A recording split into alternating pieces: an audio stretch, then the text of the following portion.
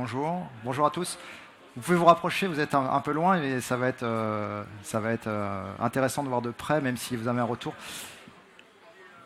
Mon topo, je l'ai intitulé «Comment traiter facilement une hernie discale quand on est radiologue». Pourquoi? Parce que c'est une situation qu'on rencontre du fait de notre métier, on est tous radiologues. On rencontre très régulièrement ce genre de patients sur nos vacations d'IRM. Ce sont des gens qui ont des hernies discales avec des douleurs importantes, qui viennent, ils ont leur rendez-vous d'IRM, ça fait déjà 3 mois qu'ils ont mal, ils sont sous médicaments, ils ne travaillent plus, ils sont très handicapés par ça. Et finalement, il y a pour ces patients-là un gap qui existe entre le traitement médical et la chirurgie qui n'est souvent pas proposée ou peu disponible parce que les chirurgiens, maintenant les neurochirurgiens n'opèrent plus ces hernies-là, ils opèrent que les hernies qui sont neurologiquement déficitaires. Et là, il n'y a pas de déficit moteur, c'est un problème de douleur uniquement. Et il faut néanmoins leur proposer quelque chose. Alors évidemment, on a tous entendu parler, il y a plein de dispositifs. Je vais vous parler du Discogel, donc c'est de l'éthanol gélifié en injection intradiscale. L'intérêt, c'est surtout la simplicité. C'est faisable par n'importe qui, c'est une technique extrêmement facile et très efficace. Extrêmement facile, pourquoi? Parce que vous n'avez pas de générateur, vous voyez, tout ça, ça vient dans une petite boîte où il y a absolument tout pour traiter le patient. Alors néanmoins, il faudra quand même respecter certaines indications. Par exemple, vous n'allez pas faire ce type de patient. Vous voyez à gauche, vous avez un patient qui manifestement présente effectivement des hernies discales, mais il a surtout une sténose canalaire dégénérative multi-étagée et le Discogel ne va pas du tout l'aider. Là, celui-là, il faut l'envoyer au chirurgien. Celui de droite, c'est pareil, on pourrait imaginer comme ça qu'il a une hernie discale, mais en fait, vous avez tous vu le spondylolisthésis, c'est une instabilité segmentaire en L4-L5, et ça nécessite également un geste chirurgical sur lequel il y aura également une cure discale. Mais ce n'est pas du tout des indications de Discogel. Alors, ce que je vous propose, c'est qu'on va traiter ensemble un patient, comme si vous l'aviez à votre cabinet en IRM. Ce patient-là, vous pouvez imaginer, il a 45 ans, il est artisan, ça fait 3 mois qu'il ne travaille plus, il est au bord du gouffre, il a mal tout le temps. On en voit tous les jours, personnellement, moi j'en vois tous les jours. Et il a déjà vu le chirurgien qui a dit, écoutez monsieur, désolé, votre hernie elle est grosse, mais vous n'êtes pas déficitaire, moi je ne vous opère pas. Il est au bout de son traitement médicamenteux, alors vous lui dites, écoutez, moi je peux vous proposer quelque chose, on va vous injecter une pâte cicatrisante. C'est comme ça qu'il faut voir la chose. Le Discogel, c'est surtout pas une nucléolyse, c'est tout l'inverse d'une nucléolyse. C'est-à-dire qu'au départ, on croyait que, comme il y a de l'alcool, tout le monde pensait que c'était une nucléolyse à l'alcool. Ce n'est pas une nucléolyse, c'est le contraire. C'est un comblement discal. On va injecter une pâte cicatrisante qui va combler le disque.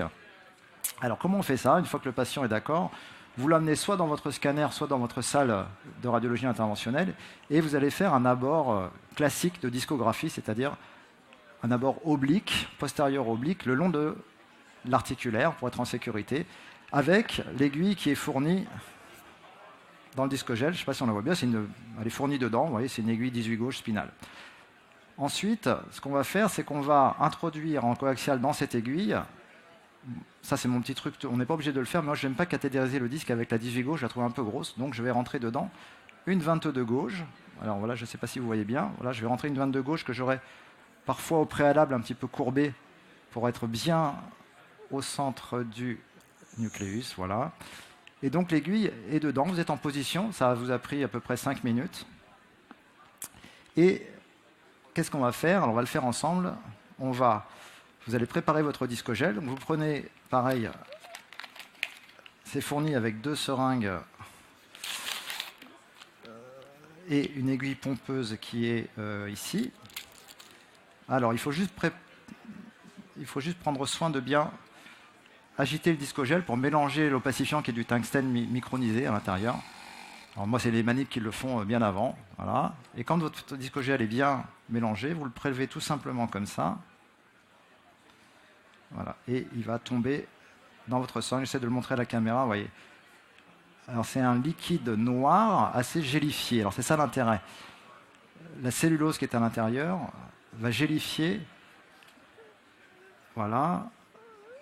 Vous prenez une seringue, on va remplir 1 cm3, et c'est une seringue médaillon qui est graduée tous les 0,1, ce qui vous permet d'injecter de façon extrêmement graduelle 0,1 cc par 0,1 cc.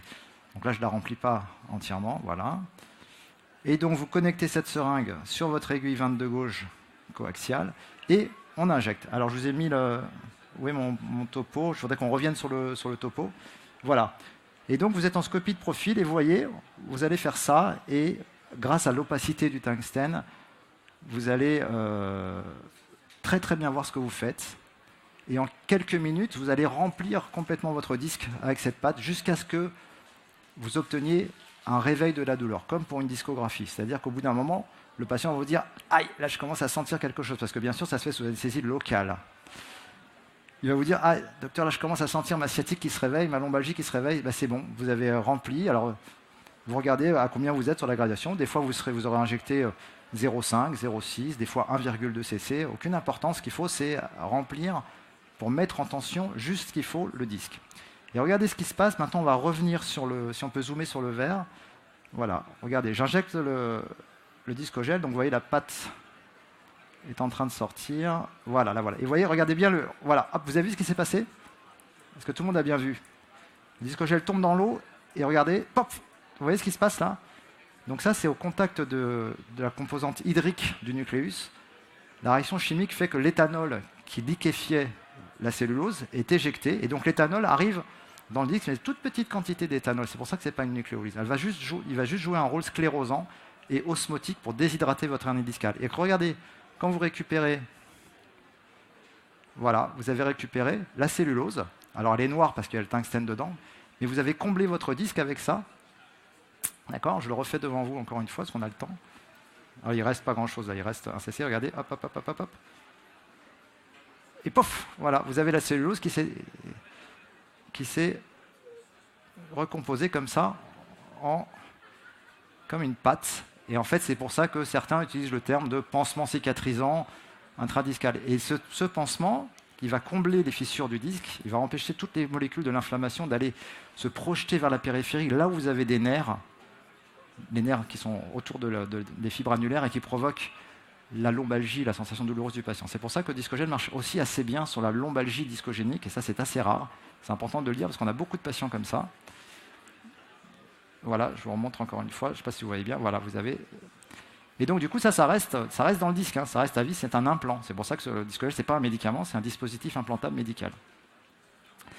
Voilà, ensuite, quand vous aurez fini ça, eh bien, tout simplement, vous allez libérer votre patient, lui mettre un sparadrap sur la peau, le mettre en surveillance pendant 1 heure ou 2. Alors, il peut y avoir une petite phase douloureuse, mais qui est très, très, très bien contrôlable. Et il va rentrer chez lui, c'est un ambulatoire, il va rentrer chez lui strictement le jour même, et il va avoir une période de décharge et de repos lombaire pendant une quinzaine de jours maximum. Donc, il va rester encore un peu en arrêt de travail, mais il va sentir les effets positifs au bout de la 3e semaine. C'est pas immédiat du tout. Hein. C'est pas comme on faisait une nucléotomie avant au laser, on avait une grosse décompression, etc. C'était quasiment immédiat. Là, c'est pas le cas. Il faut les prévenir. Ça va durer 3 semaines. Pourquoi? Parce que ce qu'on cherche, c'est un effet cicatrisant. On va obtenir cette cicatrisation discale, mais qui va être lente à obtenir. L'avantage, c'est qu'évidemment, par rapport au chirurgien, on conserve le disque. On va revenir sur le topo, s'il vous plaît.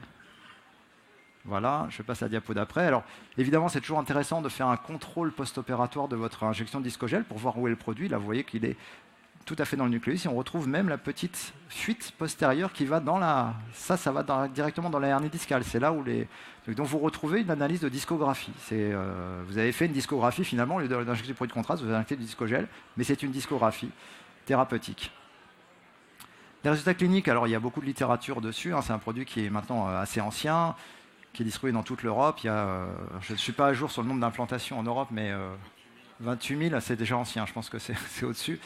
Ce qui est très intéressant dans ce produit-là, c'est, je trouve, sa pérennité. Les résultats cliniques sont importants. Ils ne sont pas meilleurs que d'autres techniques. On est à 80%, c'est-à-dire qu'on a 20% de patients, 1 sur 5 qui ne réagissent pas. Ceux-là vont se faire opérer, mais c'est pérenne dans le temps, c'est très important. Moi, j'ai la chance de travailler sur une île, donc j'ai une patientèle qui est un peu captive, c'est-à-dire que je les revois de temps en temps. Je vois des gens à qui j'ai fait des discogels il y a 5-6 ans, par hasard, je les croise dans la rue, ils me disent « Ah docteur, vous vous souvenez ?» Je leur dis « Non, je ne me souviens pas de vous, mais vous m'avez injecté une pâte là, il y a 5-6 ans dans le disque, et c'était top, ça va super bien, j'ai jamais eu plus mal au dos, je vais très bien. » Et ça, c'est ce côté implant qui reste à vie dans le disque, je pense. Ce n'est pas le côté one-shot d'une nucléotomie où on décomprime, mais après, le disque reste malade, il continue d'évoluer. Alors que là, il a cette protection au long terme. Ça, c'est l'étude de Volpen-Testa. C'est à mon avis la meilleure. Vous pouvez la retrouver dans la littérature, elle est très aisément retrouvable. Pour terminer, moi, les messages que je voudrais faire passer, c'est que le discogel, il y a des tas de systèmes pour faire la nucléotomie, on en a tous. Voilà. Le discogel, il a quand même un avantage énorme, c'est que c'est d'une simplicité biblique. Vous n'avez pas de générateur qui tombe en panne, auquel il faut faire de la maintenance, etc. Vous avez une boîte qui vient avec tout ce qu'il faut pour traiter le patient. On vous fournit le petit agitateur, et ceux qui font de la neuroradio, c'est les mêmes choses que pour l'Onyx. Le geste se passe en anesthésie locale au cours d'une chirurgie ambulatoire. Donc les établissements sont contents parce qu'ils ont rempli leur secteur de chirurgie ambulatoire. En ce moment, ils sont en demande de patients parce qu'ils ont des injonctions ministérielles là-dessus. Donc ils sont très contents quand on fait rentrer des lombosciatalgiques dans le secteur ambulatoire. D'un point de vue technique, moi j'appelle ça une discographie thérapeutique. Donc c'est à la portée de tout le monde. C'est extrêmement simple. Deuxième énorme avantage, c'est que ce même système vous permet de traiter un disque lombaire, mais également un disque cervical. Alors là, l'abord en cervical est un peu plus technique, mais il est également à la portée de beaucoup de gens. Le flacon est dimensionné pour pouvoir traiter 2 étages. Donc c'est pareil, vous avez souvent des patients qui ont 2 étages abîmés, notamment L4, L5, L5 et 5. Vous pouvez les traiter en une seule séance avec le même flacon. Donc ça, c'est vraiment pas mal.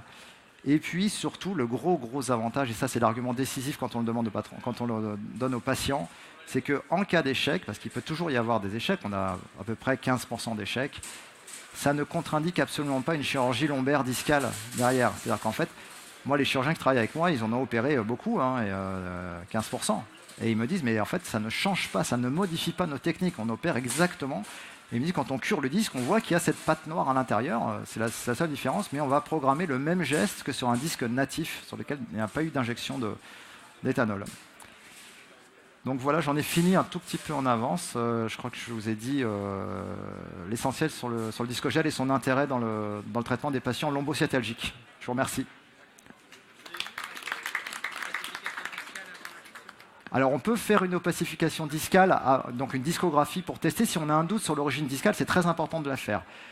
Il y a un inconvénient, c'est que si vous faites une discographie avant, votre disque va déjà opaque et vous voulez rajouter quelque chose d'opaque dedans. Il y a 2 façons de s'en sortir.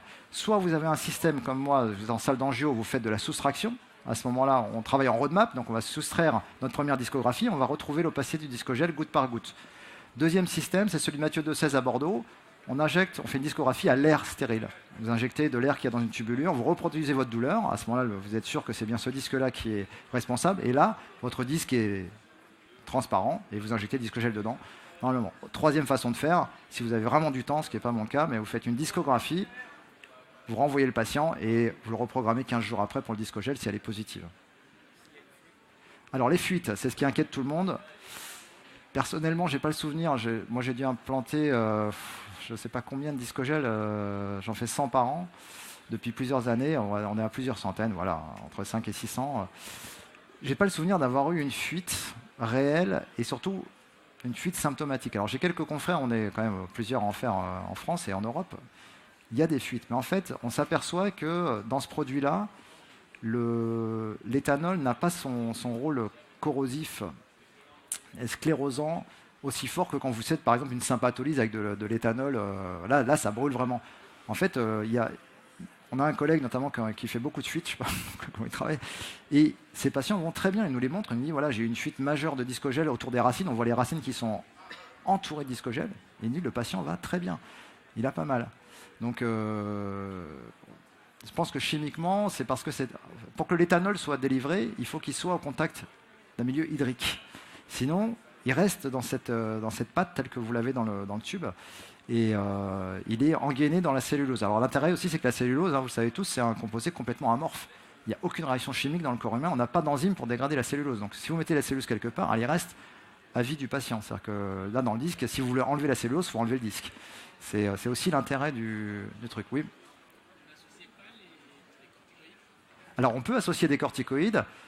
Je ne le faisais pas auparavant, maintenant je m'y suis mis, un peu sur les conseils de Mathieu Dessez aussi à Bordeaux, qui a une autre expérience que lui, il est MPR, il fait beaucoup de discogel. Effectivement, dans la même procédure, moi je termine toujours maintenant par une injection épidurale de corticoïdes, voilà. Sachant que ces patients-là, ils ont souvent eu déjà des injections épidurales avant de venir au discogel. Typiquement, la bonne indication, c'est le patient qui a résisté à votre injection épidurale première. Vous l'avez soigné, vous avez fait 1 ou 2 parfois injections épidurales, le patient a toujours mal.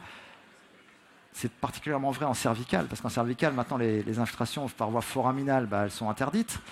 Donc c'est un petit peu compliqué. Et par voie articulaire postérieure, personnellement, moi je trouve que j'ai un peu de mal à opacifier l'espace épidural, moins d'une fois sur deux. Donc maintenant, moi, en cervical, je passe directement, le mec vient avec sa hernie discale, et le premier truc que je lui propose, c'est une injection de discogel. Voilà. Parce que je trouve que les résultats sont vraiment très satisfaisants, quoi. Autre question? Eh ben, je vous remercie de votre attention et d'être venus nombreux.